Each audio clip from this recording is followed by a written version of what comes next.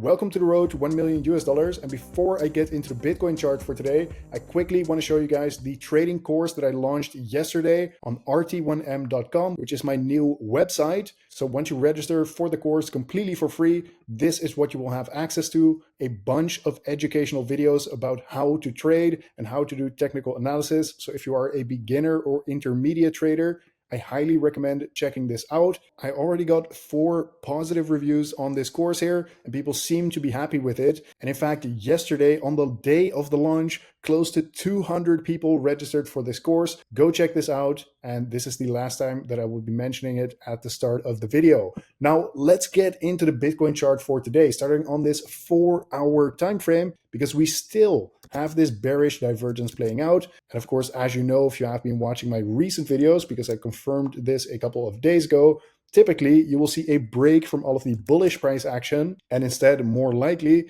is either some choppy sideways price action or potentially a little bit of bearish momentum in the short term. So therefore, everything we have been seeing so far in the recent price action was completely expected. Now, besides that, taking a look at the Fibonacci levels here, of course, in my last video, I talked about the rejection that we got from this 0.786 Fibonacci level sitting at 68,000 US dollars. And after we saw that rejection, I was saying pay attention to this Fibonacci golden pocket right here, because if we hold this as a level of support on this 4-hour time frame, then we could be seeing a bounce from there. But of course, if we fall through this golden pocket, that would likely indicate some more bearish momentum coming after that.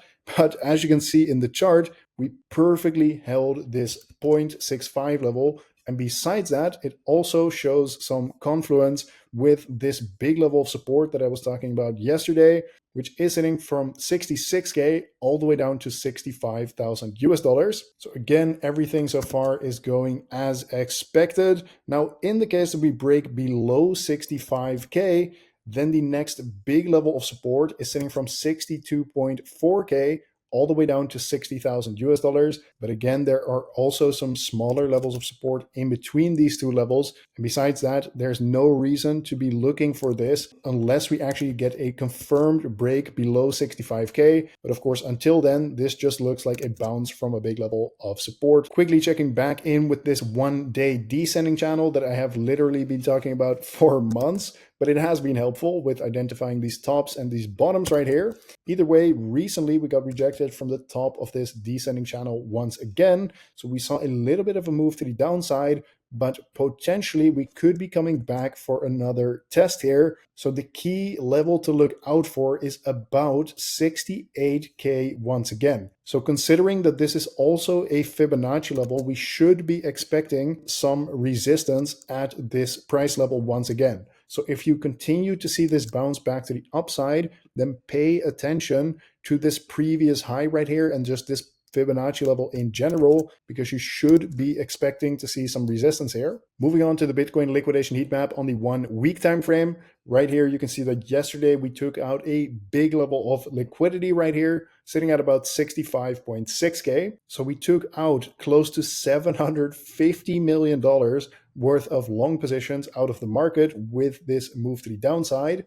After that, we saw a bit of a reversal, but there is no clear indication, at least on this chart here, of where the momentum will be heading next, because there is liquidity to the upside as well as to the downside. So typically what I do in a situation like this is I pull up a different time frame. Now, again, if we take a look at a smaller time frame here, for example, this 3-day time frame, we still have liquidity to the upside and to the downside, sitting at 67.5K as well as 65.4K, roughly speaking. So those could be some levels that potentially in the immediate short term here, the Bitcoin price could get attracted to. However, we still have the same problem. We still have liquidity to the upside and to the downside. Before I get to this last Bitcoin liquidation heat map, what I should also add here is that whenever I have a situation like this where we have liquidity to the upside and to the downside, I just use it as an indicator for when we actually reach that price level to potentially look for a reversal back down, look for some short positions, or in this case, look for some long positions if we go lower. But again, we should not only be using that liquidation heat map as the only indicator and the only technical analysis that we look at. we should just use it as confluence. So in this case, because the liquidity heat maps aren't giving a clear direction, at least on the time frames that I showed, therefore we should be looking for other signals in the charts here, like for example the things that I talked about earlier in this video. Now for this last Bitcoin liquidation heat map, you can see that on the 3-month time frame, so the higher time frames here, there is still a lot of liquidity to the upside. Over $5.5 billion worth of people that are shorting the Bitcoin price, sitting at about 72.3K. And I will continue to repeat this every single day pretty much, just like I was when we were trading all the way down here.